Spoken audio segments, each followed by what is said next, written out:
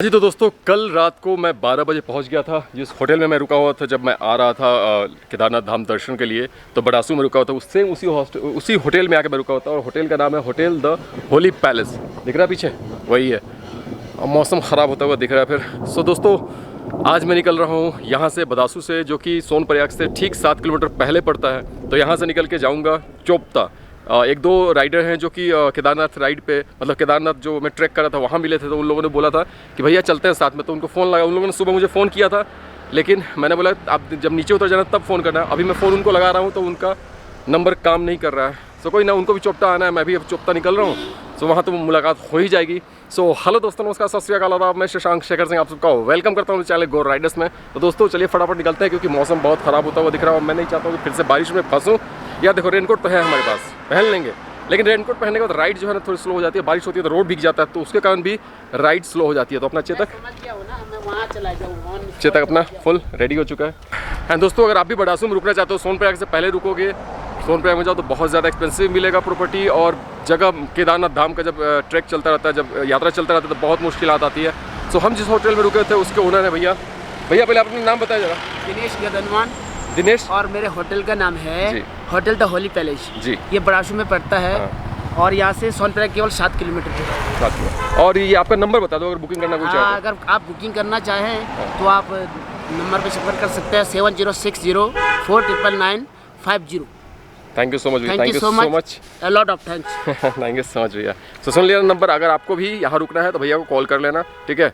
और प्रॉपर्टी मैंने दिखाया था आपको, देख लो फिर से एक बार, सेम यही प्रॉपर्टी है। लोकेशन बहुत प्यारा है और इसी के पास हेलीपैड भी है इधर, जहाँ से कौन सा है, कैस्ट्रल। हाँ। कैस्ट्रल हेलीपैड 200 मीटर पे कैस्ट्रल है। हाँ। और इसे राइट आगे केदारनाथ की साइड में 200 मीटर पे वो है हिमालयन। अच्छा, हेलीपैड है। तो यहीं से आपको लेकर के जाते हैं केदारनाथ दर्शन के लिए हेलीपैड्स। तो बहुत आसपास है, आप वॉक करके भी जा सकते हो। तो चलिए फटाफट यहाँ से आगे निकलते हैं। चलिए भाई, bye bye bye, thank you thank you thank you, bye.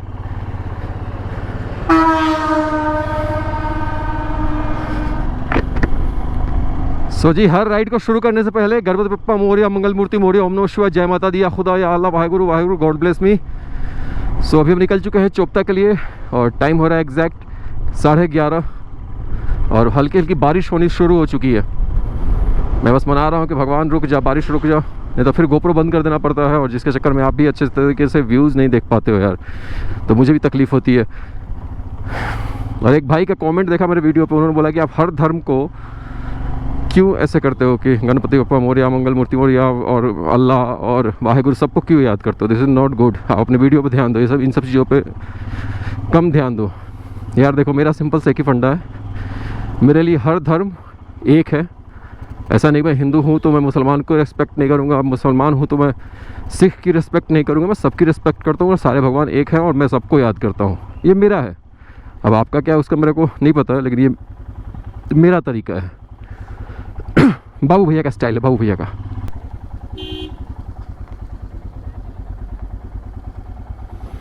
कमाल, सलूट है यार इन लोगों को। तो दोस्तों, मैं आपको एक समरी बताता हूँ, ठीक है, केदारनाथ ट्रैक का। 5 तारीख को हमने ट्रैक शुरू किया क्योंकि 6 तारीख को पट खुल रहा था। तो हमने सोचा था कि जैसे ही पट खुलेगा वैसे ही चट से दर्शन हम कर लेंगे। तो 5 तारीख को 10 बजे हमने ट्रैक शुरू किया। कहाँ से? सोनप्रयाग से। सोनप्रयाग से हम गए गौरीकुंड, ठीक है, ट्रैक करके गए। वहाँ से देखो, सोनप्रयाग से आपको गौरीकुंड जाने के लिए टैक्सीज मिलती है, लेकिन बहुत लंबी लाइन थी, बहुत ज़्यादा लंबी लाइन थी। तो उसमें 2-2.5 घंटे लाइन में लगने से अच्छा था कि हम ट्रैक कर लें। तो 6 किलोमीटर का पूरा ट्रैक करके हम पहुँचे गौरीकुंड। फिर गौरीकुंड से हमारा ट्रैक आगे बढ़ा। तो ट्रैक करते करते करते करते हम पहुँचे रात को 8:30-9 बजे के आसपास केदारनाथ बाबा धाम से 3 किलोमीटर पहले हम रुक गए थे, 4 किलोमीटर पहले हम रुक गए थे। नाइट स्टे किया और वहाँ पे शेयरिंग में टेंट मिला, जिसमें कि 14 लोग थे एक टेंट में, मेल फीमेल सबको एक ही साथ, और सबको एक एक स्लीपिंग बैग दिया था उसने। तो रात किसी तरह कट गई क्योंकि बहुत ठंड थी, एकदम चिपक चिपक के सब सोए थे। पहली बार ज़िंदगी में मैंने इतना चिपक चिपक मैं किसी के साथ सोया हूँ। उसके बाद जो हुआ, सुबह सुबह उठे, फटाफट फ्रेशन अप हुए और निकले बाबा के दर्शन के लिए। तो 6:30 में हम निकले वहाँ से दर्शन के लिए, मतलब ट्रैक करना शुरू किया। तो हम 9 बजे पहुँच गए थे, जाकर लाइन में लग चुके थे। कहाँ पे? बाबा केदारनाथ धाम के लाइन में लग गए थे। और उसके बाद 9 बजे से लेकर के 3 बज गया दर्शन करने, मतलब 6 घंटे मैं लाइन में कंटिन्यू खड़ा रहा बिना खाए पिए। तो बाबा का दर्शन करके फिर फटाफट वहाँ से नीचे उतरा 3 किलोमीटर, और वहाँ से हमने किया खच्चर, जिसका कि 1500 रुपये वो लोग बोल रहे थे, लेकिन मैंने बार्गेन कर करके 800 रुपये में तैयार कर लिया उनको। और उनको एक चीज़ और बोली कि अगर मैं गिरा तो 1 रुपया नहीं दूंगा भैया। तो आराम से लेकर के वो लोग आए। तो मैं रात को उतरते मुझे हो गया था 9 बज गए थे रात को नीचे आते आते। उसके बाद वहाँ से 500 मीटर ट्रैक करके फिर से मैं लाइन में लगा, क्योंकि थक गया था बहुत ज़्यादा। तो गौरीकुंड से फिर टैक्सी ले करके मैं पहुँचा सोनप्रयाग। फिर सोनप्रयाग के पार्किंग से बाइक उठाई, और बाइक उठा करके आया अपने होटल जो मैंने आपको दिखाया अभी। और वहाँ भी 2 घंटे लाइन में लगने के बाद मुझे टैक्सी मिली थी गौरीकुंड से। तो 12:05 हो रहा था जब मैं अपने होटल पहुंचा, और वहां पहुंचा तो पता चला कि एक भी रूम खाली नहीं है।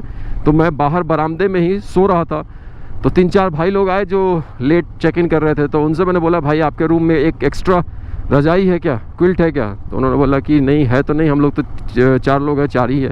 लेकिन एक बंदा उसमें था, उसने बोला कि भाई आप ले जाओ, मेरे पास एक है, या फिर हम लोग चिपक सो जाएंगे, आप एक ले जाओ। तो भाई को थैंक यू यार, उसने दिया मुझे। तो बरामदे में मैं इस ठंड में उस रजाई को ओढ़ के सोया। फिर सुबह जो ओनर थे वो आए, बोले कि रूम खाली हो गया, आप जाइए जाकर के आराम से अंदर सो जाइए। फिर जाकर मैं अंदर सोया। तो नींद थोड़ी पूरी हुई, थकान थोड़ा दूर हुआ। चलिए इन खूबसूरत वादियों में आपको एक खूबसूरत सा इंसिडेंट बताता हूँ, सुनना चाहोगे? चलो, नहीं भी सुनना चाहोगे तो मैं चाहता हूँ कि सुना दूँ। तो इंसिडेंट ये था कि हमने पहले जो मैंने बताया ना आपको, 3 किलोमीटर नीचे आया। नीचे आकर फिर से मैंने बुक किया घोड़ा। तो हुआ यूँ था कि मैंने ऊपर ही बुक कर लिया था, 1000 रुपये में मैंने बार्गेन करके उसको तैयार कर भी लिया था। तो चल रहे थे हम दोनों, बोला कि चलो सर घोड़ा पड़ाव जो है वो नीचे है। हाँ थोड़ा सा नीचे है, वहाँ पे आपको घोड़ा मिल जाएगा, हम दिला देंगे, चलिए। बोला चलो, चल दिए। हम चल रहे थे। अचानक से उसने बोला कि सर चाय वाय तो पिला दो। चलो हमने सस्ता कर दिया, तो कम चाय वाय तो पिला दो। बोला चलो यार, एक जनरली इंसानियत के नाते गरीब लोग हैं, चाय क्या कौन सी बड़ी बात है। चाय मैंने उसको पिलाया। फिर उसने बोला सर बिस्किट है। बोले ठीक है बिस्किट भी खा लो, दे दो भैया बिस्किट भी इसको। खा रहे थे लोग, ठीक है। फिर हम निकले वहाँ से, मैं और वो दोनों निकले घोड़ा पड़ाव की तरफ। अचानक से क्या मुझे याद है कि मेरा बैग छूट गया। मैं फटाफट भाग के गया, भाई मेरा बैग छूट गया, क्योंकि उसमें कैमरा का सब सामान था। तो बैग लेने के लिए मैं गया। बैग लेके गया, मतलब हार्डली कितना 50 मीटर आगे आया था, लेके गया वापस। तो बोला मैं यही रुका हूँ। मैं गया तो देखता हूँ कि वो है ही नहीं वहाँ। मैं आगे तक गया, घोड़ा पड़ाव तक गया, लेकिन कहीं नज़र नहीं आया। और फिर क्या करता, फिर मैं सोचा कि यार ये लोग बहुत अजीब है। फिर मैं उतरने लगा तो एक अंकल जी मिले। तो उन्होंने बोला कि बेटा चलोगे? तो मैं बोला बिल्कुल चलेंगे, बैठा लो, आप ले चलो। तो उनसे बार्गेनिंग हुई और वही 800 रुपये में लेकर के नीचे आए। हाँ जी, तो हम पहुंच चुके हैं गुप्त काशी। अब यहाँ से ही कहीं रास्ता कटेगा चोपता के लिए। एक चला जाता है ऋषिकेश की तरफ, और एक जाएगा चोपता। आसमान भी गरज रहा है भाई। जब से उत्तराखंड में एंटर किया हूँ तब से बारिश मिल ही रही है, हर दिन बारिश मिल रही है। क्या गजब का लग रहा है यार, क्या गजब का लग रहा है गुप्त काशी। हो ये नज़र आ रहे हैं घर जो बने हुए हैं लेयर में, खेती भी है, घर भी बने हुए हैं, लेयर्स में बने हुए हैं, बीच में रोड भी है और कलरफुल घर भी है। गजब यार गजब। तो इस रास्ते से आ रहे हैं, और ये रास्ता से आओगे आप तो एक ये ब्रिज क्रॉस करोगे और सीधे इधर देख रहे हो ये जो रास्ता है, ये चले जाओगे ऋषिकेश की तरफ, और हम जा रहे हैं चोपता की तरफ। और इधर से आप वहाँ भी जा सकते हो, औली जोशीमठ। तो अच्छी खासी ट्रैफिक जा रही है इधर। अब इसमें से फ़ोन मैंने निकाल दिया था, झन आवाज़ करता ही रहेगा, कंटिन्यू झन आता रहेगा यार। ये मेरे को समझ में नहीं आया कि ये जब दिया है तो ये तो हमेशा परमानेंट लगा के आदमी रखेगा ना। लेकिन अब क्या कर सकते हैं भैया, 300 रुपये में क्या क्या देगा। ये कोई डैम है, देख रहे हैं।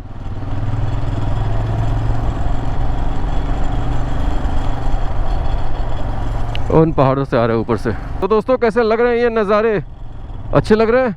अगर अच्छे लग रहे हैं तो फटाफट लाइक कर दो वीडियो को, और यहाँ तक वीडियो को देख लिया है तो एक लाइक, सब्सक्राइब और क्या कमेंट तो बनता है भैया। यारो जब दिल करता है, लोकेशन दिखता है, मन करता है कि ड्रोन को उड़ा दिया जाए ऊपर, तो ये देखो क्या कारनामे शुरू हो जाते हैं। बारिश होनी शुरू हो जा रही है यार। हर दिन मैं उत्तराखंड में राइड कर रहा हूँ और बारिश का सामना कर रहा हूँ। बताओ यार, मैं ड्रोन साथ में कैरी कर रहा हूँ, क्या फ़ायदा हुआ उत्तराखंड आकर के, और ड्रोन शॉट्स भी आपको नहीं दिखा पा रहा हूँ यार। शशांक सोचो ना, बारिश अगर नहीं हो रही होती यार तो कितना मज़ा आता ना। ये परफेक्ट लोकेशन था जहाँ पे मैं छिपा के आराम से फ्लाई कर सकता था ड्रोन। पता है गूगल माता अभी क्या कह रही थी? Take right. ये कहाँ, खाई में चला जाऊँ क्या? इधर कह रही है कि राइट चले जाओ। क्या गूगल माता नहीं चाहती हो कि तेरा बच्चा राइड करे? हाँ, कह रही हो टेक राइट, चले जा खाई में। इतनी दुश्मनी मुझसे किस बात की भाई, इतनी नाराज़गी? मध्य महेश्वर 40 किलोमीटर लेफ्ट जाना होगा। तुंगनाथ मंदिर 33 सीधा, चोपता 29 सीधा, ऊखीमठ 0.5। क्या हुआ? हाँ हिमालयन। क्या नाम है? अरे भाई मैं आप अच्छा ना सब्सक्राइब करूंगा, क्या है नाम? पक्का वीडियो में भी दिखोगे तुम। क्या है नाम, क्या है? Go riders. Bye bye bye bye. 4 दिन बाद।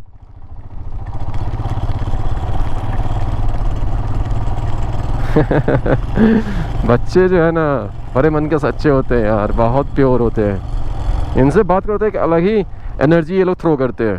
ओ भाई ओ भाई ओ भाई, कहाँ आ गया मैं?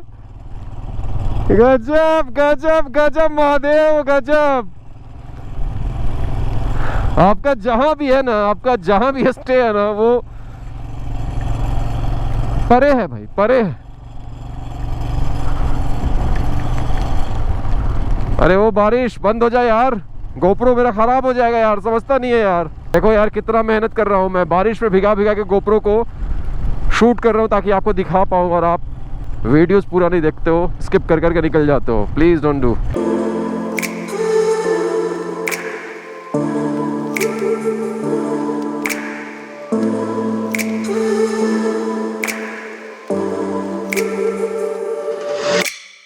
दोस्तों बहुत तेज़ भूख लगी हुई थी तो मैं रुक गया था। बीच में एक कैफ़े दिखा मुझे, और इस कैफ़े का नाम क्या भैया इस कैफ़े का? मुन्नार तुंगनाथ। अच्छा, तुंगनाथ ब्लेसिंग कैफ़े। और ये रहा कैफ़े, आप देख लो, बहुत प्यारे लोकेशन पे है। और ये एग्जैक्ट वैसी जगह पे है जहाँ से एक देखो ये रास्ता जा रहा है, दिख रहा है ये रास्ता? ये रास्ता आपको लेके चला जाएगा सीधे देवरिया ताल, जो कि यहाँ से है 4 किलोमीटर। और ये रास्ता जो है ये सीधे जिससे मैं जा रहा हूँ ये लेके चला जाएगा चोपता। देवरिया ताल इसलिए मैं नहीं जा रहा हूँ क्योंकि लास्ट टाइम मैं जब आया था 2020 में तो देवरिया ताल ट्रैक मैंने कंप्लीट किया। अगर वो वीडियो देखना है तो ऊपर देखो आई बटन में आया है, जाकर के देख सकते हो देवरिया ताल ट्रैक का। सो अभी हम जाएंगे चोपता। चोपता में ढूंढेंगे कोई जगह, अगर जगह मिल गया कैंपिंग का तो मेरे पास अपना कैंप है, कैंप कर लेंगे। अगर नहीं मिला तो फिर किसी और के कैंप में हायर करके वहाँ रुक जाएंगे।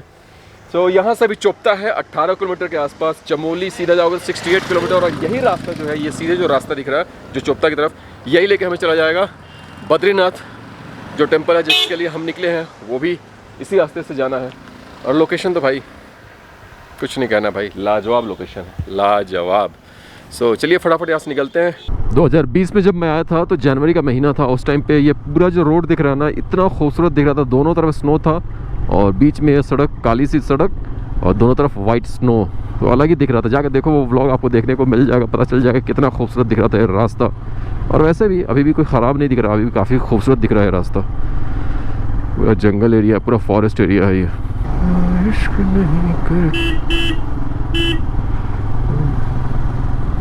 गजब यार, ये सारी चीज़ देख कर कभी कभी लद्दाख की भी याद आने लगती है, कभी कभी मुस्तांग राइड जो मैंने की थी नेपाल वाली वो भी राइड याद आने लगती है इन रास्तों को, इन लोकेशंस को देख करके। अब देखो लद्दाख में ऐसी ग्रीनरी तो नहीं दिखेगी आपको, और ना ही मुस्तांग में, लेकिन पहाड़ थोड़े से वैसे दिख रहे हैं। और ये पूरा का पूरा जो है ये फॉरेस्ट एरिया है, इसमें कहीं से भी कभी भी जंगली जानवर आ सकते हैं इन रास्तों पे, तो थोड़ा संभल के चलिएगा। ये नहीं कि बहुत स्पीड में भगा रहे हैं, ऐसे इन रास्तों पे स्पीड में भगाना सही नहीं होगा। अगर आपको श्री केदारनाथ जी की दर्शन करनी है और उसके बारे में कुछ भी इन्फॉर्मेशन आपको पूछना है तो आप पूछ सकते हो मेरे इंस्टाग्राम हैंडल पे आकर के। मेरा इंस्टाग्राम हैंडल जो है वो है go_riders_शशांक। फटाफट आइए, मैसेज कीजिए, जानकारी लीजिए और अपनी यात्रा मंगलमय कीजिए। और ये देखो बीच बीच में आपको ऐसे ऑन व्हील ढाबे दिखते रहेंगे। ये ब्रिज था, लास्ट टाइम हम इस ब्रिज तक आए थे और उसके बाद वापस चले गए थे। यहाँ देखो लिखा हुआ है ना चोपता, जो ब्लैक हो चुका पूरा। उस टाइम पे हमने फ़ोटो निकाला था, उस समय थोड़ा वाइट था। हो गया ना यार, 2 साल हो गए, 2-2.5 साल हो गए ऑलमोस्ट। इसके आगे मैं नहीं गया था, तो इसके आगे मेरे लिए भी थोड़ा सरप्राइजिंग होने वाला है रास्ता। चलिए देखते हैं। अगर आपको केदारनाथ ट्रैक देखना है, बाबा का दर्शन देखना है, तो इसके बाद वाला एपिसोड जाकर के देखिए। मतलब कि इससे पहले वाला एपिसोड, नॉट बाद वाला, इसके पहले वाला एपिसोड जाकर देखिए। उसमें आपको देखने को मिल जाएगा। चोपता बच्चा है 14 किलोमीटर और इतनी खूबसूरत, और इस खूबसूरत सड़क पे कौन है? आपका भाई शशांक और चेतक उसका। तो जी हम चोपता ऑलमोस्ट एंटर कर चुके हैं और यहाँ से सारे कैंप्स दिखने शुरू हो गए हैं। देखो ग्लोबल एडवेंचर कैंप, बहुत सारे कैंप्स हैं यहाँ पे। Alpine adventure camp. ओ भाई ओ भाई ओ भाई ओ भाई ओ भाई ओ भाई ओ भाई, गजब गजब यार, लवली। और स्नो कैप्ड माउंटेन मुझे दिख रहे हैं, लेकिन आधे से ज़्यादा क्लाउड से कवर्ड हो चुके हैं, सो आपको कैमरे में प्रॉपर नहीं नज़र आएंगे। ये देखिए कौन सा है भैया, ये कौन सी चिड़िया है? ओहो हो। हाँ जी, तो यहाँ से शुरू होता है तुंगनाथ जी का यात्रा, मतलब ट्रैक शुरू होता है और 1-2 घंटे लग जाते हैं ऊपर जाने में। चोपता जी अभी तुंगनाथ के सामने मैंने प्रॉपर्टीज़ देखी, 3-4 प्रॉपर्टीज़ देखी, बहुत महंगे हैं भाई। तो वहाँ पे रुकना सही नहीं है, मेरे लिए नहीं है, मेरे बजट में नहीं है। तो मैं थोड़ा आगे बढ़ रहा हूँ और सुबह सुबह देखता हूँ, कोशिश करूँगा कि बाइक लेकर के आकर के वहाँ पार्क करके जा कर के ट्रैक करके आकर फिर वापस आ कर के और फिर निकल जाऊँगा बद्रीनाथ दर्शन के लिए, श्री बद्रीनाथ दर्शन के लिए। तो अभी है हंटिंग करूँगा अभी। होटल होम स्टे जो मिल जाए सस्ता सुविस्ता वहाँ रुक जाऊँगा। और जो मैं बता रहा था ना, जो लोग मिले थे मुझे केदारनाथ में ट्रैक के टाइम पे, वो लोग बोले थे कि हाँ साथ में करते हैं, वो लोग आज गुप्त काशी में ही रुक गए हैं। वो कल निकलेंगे तो उनसे मुलाकात बद्रीनाथ में शायद से होगी। पूरी राइड मेरी अकेले ही हो रही है, कोई ना हम सफ़र ना कोई साथी जिससे गप कर सके, कुछ बात कर सके और थोड़ा सा कंट्रीब्यूट भी हो जाए स्टे में। तो दोस्तों ऐसे कैसे तैसे करते हुए हम पहुंच चुके हैं चोपता। तुंगनाथ के जो जहाँ से ट्रैक शुरू होता है, तुंगनाथ टेम्पल के लिए जहाँ से ट्रैक शुरू होता है, उससे ठीक 2 किलोमीटर और आगे हम बढ़ गए हैं बद्रीनाथ वाले रूट पे। वहाँ आकर के स्टे लिए हैं और यहाँ का जो प्राइस मुझे पड़ा है, मुझे बोला गया था 2000 रुपया 2 बेड का चार्ज था, लेकिन बार्गेन करते करते 1200 में हमें भैया ने दे दिया है। सो लोकेशन जो है बहुत बहुत बहुत प्यारा है। आपको पीछे नज़र आ रहा होगा, सारे लोकेशंस दिख रहे हैं, ठीक है। सो यहाँ तक राइड बहुत ज़्यादा, मतलब किलोमीटर बहुत ज़्यादा तो नहीं था, लेकिन मज़ा आया क्योंकि रास्ता बहुत बहुत बहुत बहुत बहुत खूबसूरत था। और पीछे शायद नज़र आ रहा हो आपको, उन्हीं रास्तों से हम यहाँ तक पहुँचे हैं। सो और क्या, और कुछ तो है नहीं बताने के लिए। हाँ, यहाँ जहाँ स्टे कर रहा हूँ, यहाँ पे नीचे आप देख सकते हो कैंपिंग भी है, कैंप्स भी लगे हुए हैं। तो अगर आप कैंपिंग के शौकीन हो तो आप कैंप भी लगा सकते हो। और मैंने अपना टेंट सोचा था कि लगा दूंगा, लेकिन अकेले हूँ और बहुत ज़्यादा थक चुका हूँ। और क्या है ना कि भाई सामान वामान है, सारे कैमरा के गैजेट्स हैं, तो लगाऊंगा फिर, क्योंकि सुबह सुबह मुझे जाना है ट्रैक करके तुंगनाथ। तो अपने कैंप में सब सामान छोड़ के जाना दिस इज़ नॉट सेफ, तो इसलिए मैंने जानबूझ करके रूम ले लिया। सो इस ब्लॉग में यही था। अगर ये वीडियो पसंद आया हो तो please like share and subscribe करना बिल्कुल ना भूलें। Thank you so much for watching guys, bye bye, take care and जय हिंद एंड प्लीज़ सेव गो जेल प्लीज़।